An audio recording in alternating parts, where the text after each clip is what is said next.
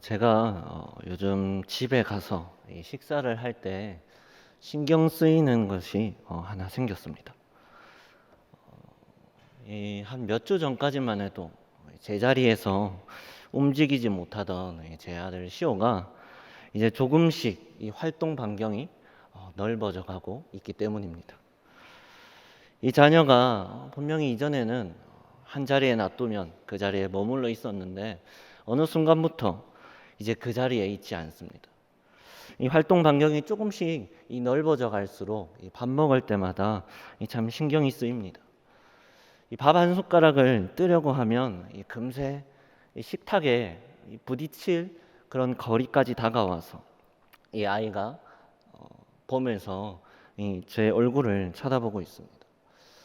그 아이가 다칠까봐 또 다시 이 아이를 안전한 곳에 앉혀놓고 떼어놓고 이 고개를 돌리면 이번에는 다른 위험한 행동들을 하고 있습니다.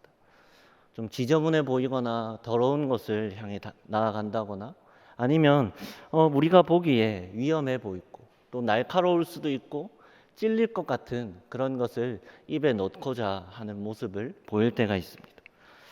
그런 모습을 볼 때마다 이 밥을 먹어야 함에도 그 자녀가 다칠까 걱정이 됩니다. 그렇다고 이 아이를 가만히 놔두기 위해서 의자에 앉혀 놓으면 움직이지 못하니 이내 또 보채기 시작합니다. 아이의 눈에는 이 모든 것이 참 흥미롭고 재밌어 보입니다.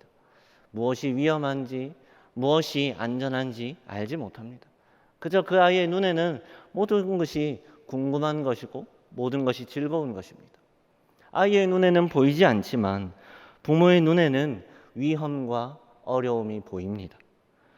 경험했고 알고 있기 때문이죠. 우리는 그 시절을 살아왔고 또 여러 상황과 경험들이 우리 안에 있기에 일어나지 않았지만 그 상황들을 위험한 상황들을 예측할 수 있게 됩니다. 그래서 이 자녀를 보는 부모의 마음은 늘 노심초사입니다. 잔소리도 자녀를 향해 이따금씩 하게 됩니다.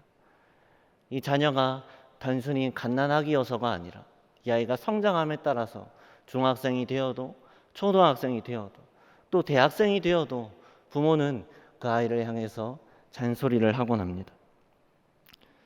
부모의 모습 속에서 왜 이렇게 늘 자녀를 볼 때 노심초사하고 잔소리를 하게 됩니까? 왜 그럴까요?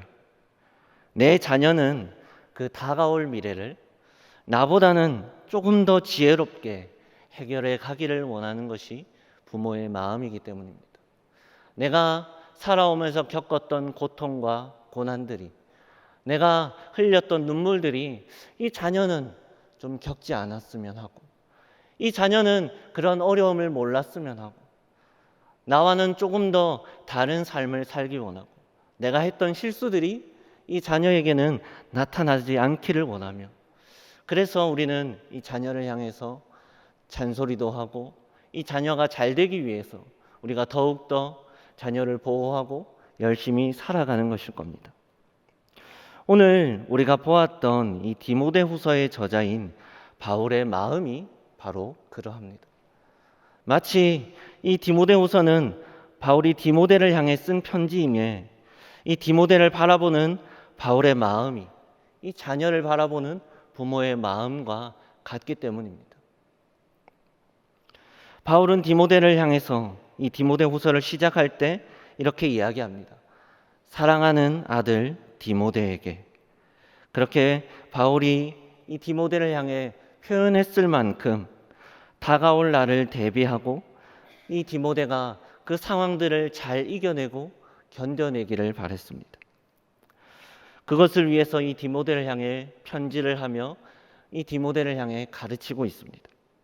바울은 복음을 전하면서 참 많은 사람들을 만나보았습니다.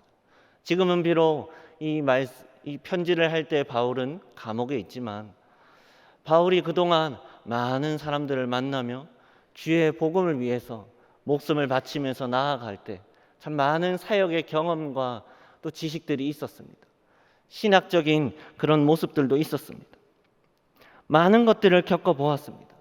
오랜 시간 이미 겪어왔던 바울은 이제 시작하는 이 디모데의 모습을 볼 때 그 불보듯 뻔한 그 앞날을 바라볼 때 걱정하지 않을 수가 없었습니다.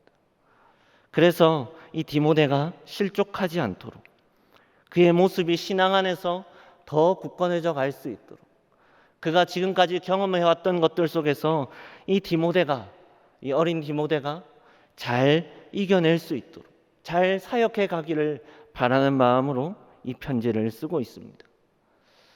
여러분, 우리의 모습 또한 그렇습니다. 우리가 아무리 많은 신앙의 연수를 쌓아가고 있어도 여전히 우리에게는 어려움이 남습니다. 어렸을 때만 우리가 고민하는 것이 아니라 어쩌면 나이가 들어갈수록 세월을 보낼수록 우리의 신앙의 연수가 쌓여져 갈수록 우리에게는 어려움이 남습니다. 또 새로운 고민이 늘 생기게 됩니다. 더 큰 어려움과 더 큰 고민 속에서 날마다 우리는 고민하고 우리는 두려워합니다. 또 우리에게 아픔이 찾아오곤 합니다. 신앙을 위해 겪는 이 어려움에 굴복하거나 두려워하지 말고 사명이 다하는 순간까지 우리는 말씀을 통해서 대비해야 하고 우리는 이 말씀을 통해서 늘 지혜를 얻고 말씀을 통해서 우리는 굳건해져야 하는 것입니다. 오늘 본문 속에 있는 디모데만 그러한 가르침을 받는 것이 아니라 우리의 모습들 또한 우리의 신앙의 그 여정 가운데서도 우리는 늘 말씀을 바라보면서 하나님의 말씀은 무엇이라 말하고 있는지, 우리의 어려움 속에서 하나님은 어떻게 하라고 말하고 있는지 우리는 말씀을 통해서 늘 힘과 위로를 얻고 우리는 그 상황 속에서 대비하고 굳건해야 하는 것입니다. 그렇다면 오늘 말씀은 과연 무엇을 가르칩니까? 1절을 보면 너희는 이것을 알라 말세에 고통하는 때가 이르러. 우리에게 너무나 이 익숙한 철학자인 소크라테스가 있습니다. 이 소크라테스가 중요하게 생각했던 것이 너 자신을 알라라는 표현입니다. 여러분, 이 소크라테스도 말하고 또 오늘 이 1절의 본문에도 기록되어 있듯이 너는 이것을 알라. 여러분, 안다는 것이 무엇입니까? 우리가 정말로 안다라고 말할 때 그것이 의미하는 것이 무엇입니까? 여러분, 안다는 것은 단순히 이 지식에만 머물러 있지 않는 것입니다. 우리가 정말로 안다는 것은 그냥 단순히 지식적으로 들었기 때문에 안다라고 말하지 않습니다. 들어서 알고 그것을 우리의 모습이 다르다면 수정해서 나아가고 우리가 그것을 새롭게 깨달았다면 그것을 생각하며 지키며 나아가는 것이 정말로 아는 자의 모습일 것입니다. 여러분, 우리가 신앙 안에서 하나님의 말씀을 듣고 안다라는 의미도 그와 같습니다. 우리의 연약함을 깨닫고 우리의 무지함을 깨닫고 하나님의 전능하심 속에서 하나님의 인도하심 속에서 우리가 늘 말씀을 통해서 힘과 위로를 얻듯 말씀을 통해서 살아갈 방향과 방법들을 찾고 나아가는 것이 정말로 말씀을 아는 자의 삶일 것입니다. 여러분, 안다는 것은 바로 이런 것입니다. 단순히 지식에 머물러 있지 않고 그것이 삶에까지 이르는 것이 아는 자의 모습입니다. 이 1절의 본문은 알라라고 말하듯 정확히 첫째는 우리가 알아야 함을 바울은 이야기합니다. 우리가 무엇을 알아야 하는지 바로 말세에 고통하는 때가 이른다라는 것을 알아야 한다. 바울은 그렇게 이야기합니다. 여러분, 그렇다면 말세는 언제입니까? 바울이 말하고 있는 이 말세는 언제입니까? 신학적인 이 용어 중에 이미와 아직 아니라는 표현이 있습니다. 이 표현은 어렵게 들릴 수도 있지만 우리에게 구원이 약속되었고 종말은 이미 시작되었지만 아직 오지 않았다라는 뜻입니다. 하나님이 다시 오실 것을 우리에게 약속해 주셨습니다. 그러나 아직 하나님이 예수님께서 다시 오시지 않은 시대를 우리는 살아갑니다. 예수님이 우리를 위해서 십자가에 못 박혀 죽으시고 살아나심으로 너희에게 다시 올 거다 그렇게 약속했었던 그 순간부터가 우리는 이미 말세의 때를 살아가고 있는 것입니다. 그렇게 바울은 말세의 때, 고통할 때가 이른다 이야기합니다. 디모데의 때만이 말세가 아니라 오늘을 살아가는 우리의 삶 또한 말세입니다. 주님이 다시 오시기 전까지 우리의 삶은 늘 말세의 때를 살아갑니다. 여러분, 이것을 바울은 알라 말합니다. 여러분, 우리가 말세의 때가 고통의 때라는 것을 안다면 우리는 가만히 있을 수 없습니다. 우리가 정말로 알고 있다면 우리는 가만히 있지 못할 것입니다. 우리가 정말 복음을 듣고 하나님의 사랑을 알고 있다면 우리는 그저 모른 척 가만히 있지 못합니다. 아마 그 어떤 상황에 있어든 우리가 대처할 것이고 우리가 준비하려고 할 것입니다. 어느 날 어느 순간에 세상이 끝이 난다면 우리는 대처하고 준비하듯 사람의 모습 속에서 말세의 때에 고통할 때가 이른다. 그런데 그때가 언제인지 알지 못하지만 반드시 온다면, 우리가 그것을 믿는다면 우리는 하나님의 말씀을 붙잡고 준비해야 합니다. 어떠한 것을 준비해야 하는가? 또 바울이 이야기하는 고통의 때는 무엇인가? 그것을 2절에서 4절의 말씀이 기록하고 있습니다. 사람들이 자기를 사랑하며 돈을 사랑하며 자랑하며 교만하며 비방하며 부모를 거역하며 감사하지 아니하며 거룩하지 아니하며 무정하며 원통함을 풀지 아니하며 모함하며 절제하지 못하며 사나우며 선한 것을 좋아하지 아니하며 배신하며 조급하며 자만하며 쾌락을 사랑하기를 하나님 사랑하는 것보다 더하며. 여러분, 이 말씀을 우리가 함께 묵상해 볼 때 오늘날 우리의 모습이 참 이런 시대를 살아가고 있다 느끼지 않습니까? 과거의 시대보다 오늘날 우리의 시대가 더욱더 이 말씀의 상황이 우리의 상황과 같이 보여집니다. 어쩌면 세월이 흘러서 10년이 지나고 20년이 흘렀을 때 그때의 모습이 이보다 더 말세의 때와 같이 살아가고 있을 것입니다. 2절의 첫 문장은 이렇게 이야기합니다. 사람들이 자기를 사랑한다. 오늘날 사람들은 자신을 참으로 사랑합니다. 인생의 목적을 물을 때 무언가 희생하거나 누군가를 섬기기 위해 살아간다. 그러한 목적을 두고 있기보다 내 유익을 위해서 살아가는 자들이 세상에 너무나 많이 있습니다. 어쩌면 당연하다 말할 수도 있지만 누군가에게 피해받기 싫어하고 누군가에게 내 영역을 간섭받기 싫어하고 내 시간과 내 물질을 빼앗기기 싫어합니다. 오늘날은 헌신하기 싫어하고 뭔가 손해보는 것 또한 끔찍하게 싫어하는 시대를 살아갑니다. 그런데 우리가 신앙 안에서 살아갈 때 참된 그리스도인의 모습은 자기를 사랑하는 자의 모습이 아닙니다. 그리스도인으로 살아간다는 것은 궁극적으로 자기를 부인하는 것입니다. 나를 사랑하며 살아가는 것이 아니라 내 안에 나를 죽이며 온전히 내 안에서 하나님이 살아가기를 바라며 살아가는 자가 바로 그리스도인입니다. 사도 바울이 늘 이야기했던 것처럼, 늘 나는 매일 죽노라 말했던 것처럼 우리의 인생은 그리스도인으로 살아간다는 것은 나를 죽이고 내 안에 그리스도가 살기를 바라며 살아가는 모습입니다. 그렇기에 자기를 사랑하는 것과 그리스도인의 삶은 융합될 수 없습니다. 그런데 오늘 본문의 마지막 때에 고통하는 때에 사람들의 모습은 자기를 사랑합니다.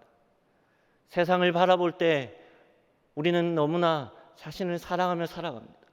세상 속에서만 찾아볼 것이 아니라 어쩌면 이 교회라는 울타리 안에서 살아가는 우리의 모습 또한 별반 다르지 않게 살아가곤 합니다.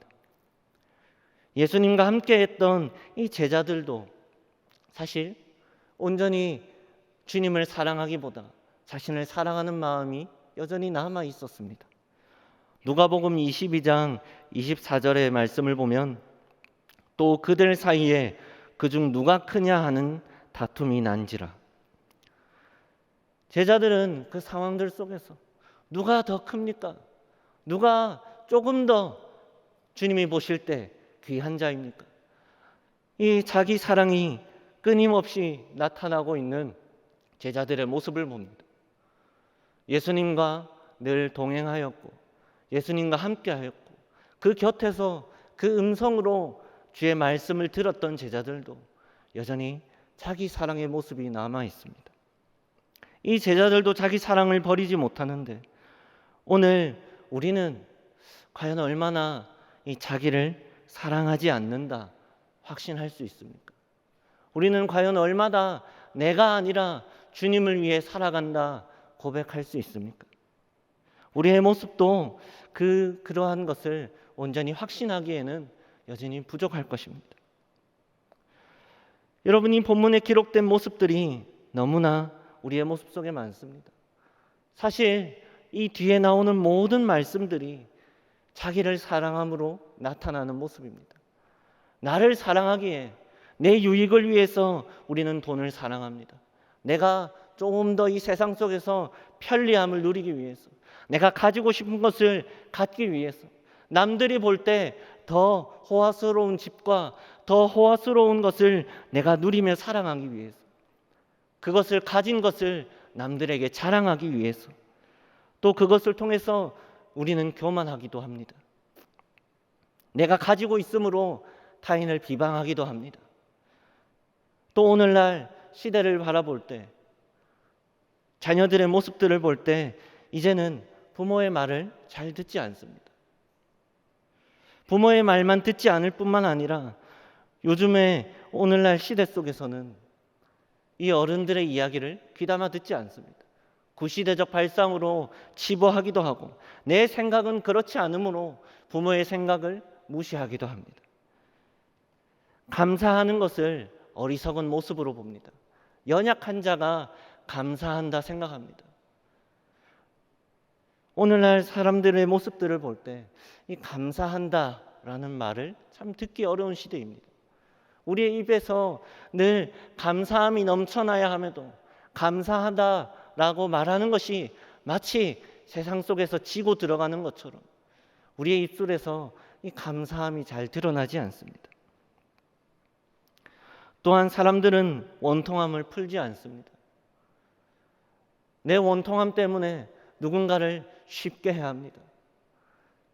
자신의 분냄과 자신의 그 절제하지 못하고 자신의 그 사나움을 남들에게 겁없이 드러냅니다.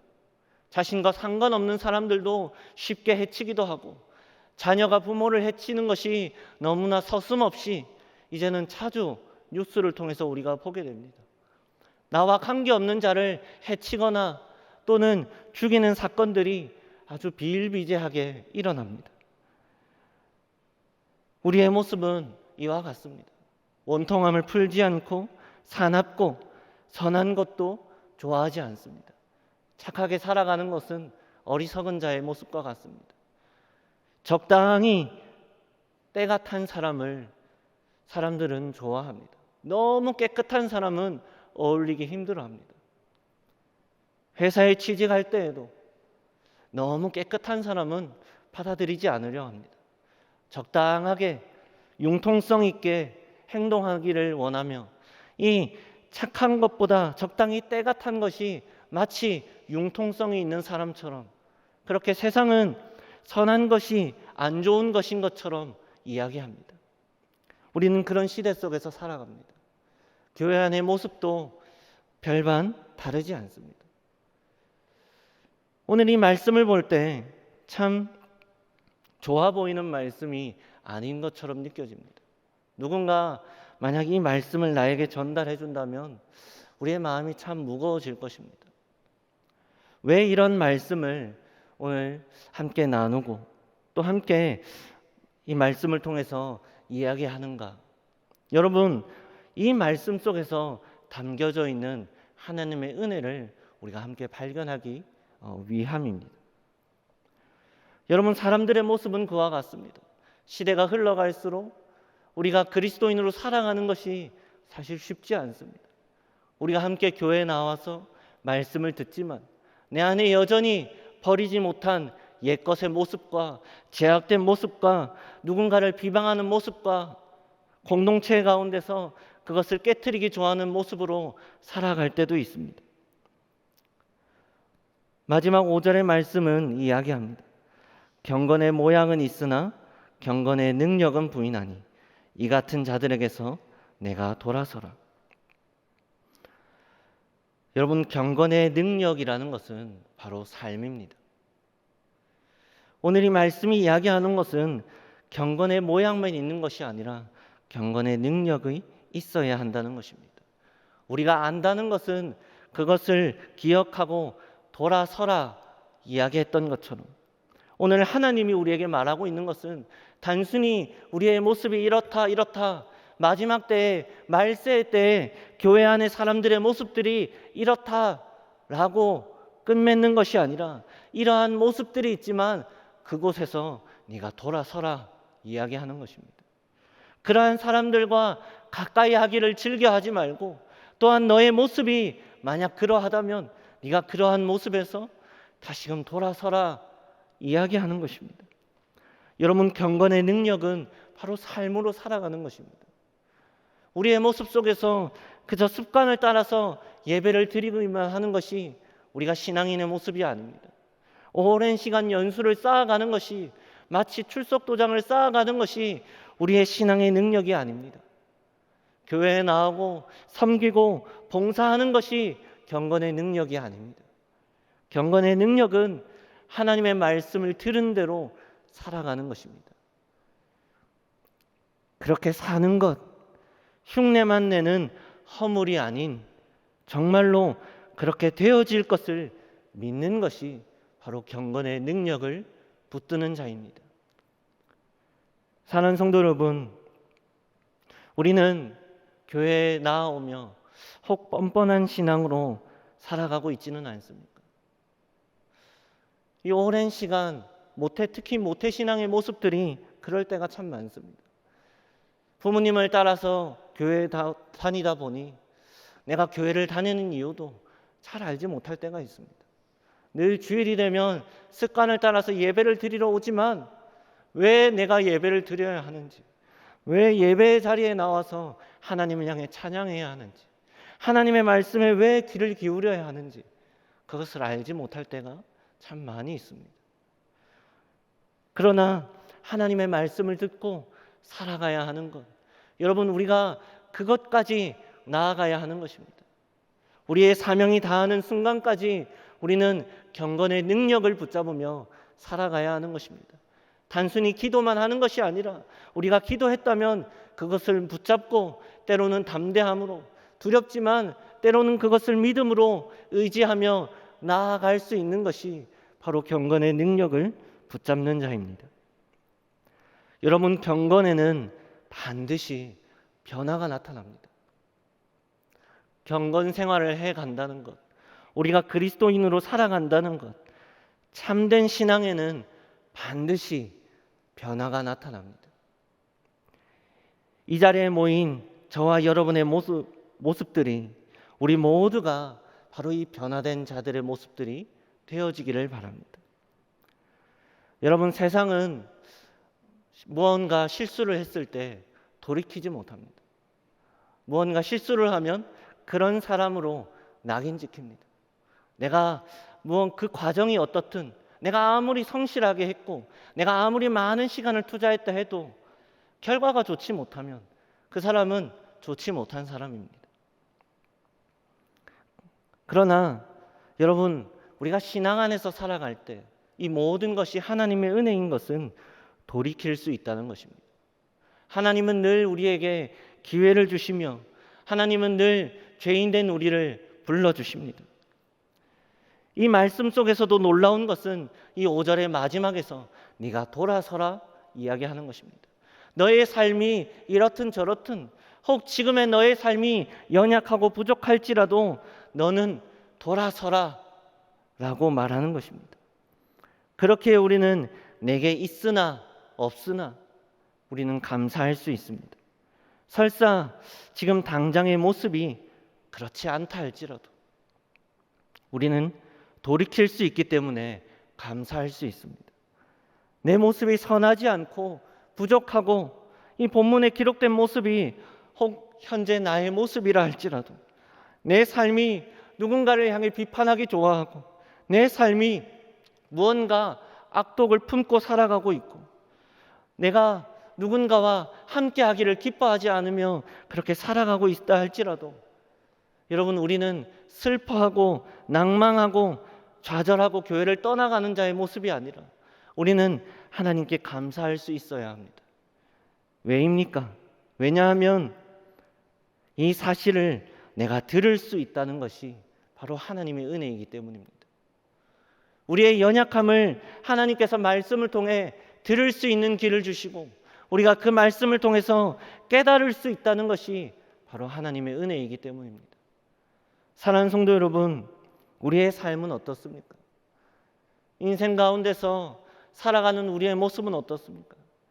교회 안에서 내 허물을 드러내기 원하지 않지만 세상 속에서 살아가는 나의 모습이 정말로 말세의 때 속에서 대비하며 굳건하게 신앙을 지키며 살아가는 자로 그렇게 살아가고 계십니까? 여러분, 그렇지 않다 할지라도 우리가 하나님 앞에 감사하기를 원합니다. 돌이킬 수 있다는 것, 그것이 우리에게 얼마나 큰 은혜인지 모르기 때문입니다. 세상은 판단하기 좋아하고 세상은 결과를 바라보지만 하나님은 늘 우리에게 피할 길을 내시며 우리가 돌아올 수 있도록 사랑으로 품어주십니다. 우리의 삶 속에서 이 세상의 때를 살아갈 때 우리의 모습이 언제나 하나님의 은혜에 감사하며 늘 하나님 앞에 돌아서는 자로 살아갈 수 있기를 바랍니다. 마지막으로 바로 이 디모데의 모습처럼 우리가 시대를 잘 분별하고 오늘 말씀의 제목처럼 때를 아는 사람이라는 이 말씀의 제목처럼 우리가 말세의 때를 살아갈 때 그 때를 알고 그 삶이 경건의 능력을 붙잡으며 살아가는 저와 여러분의 모습들이 되어지기를 주님의 이름으로 간절히 바랍니다.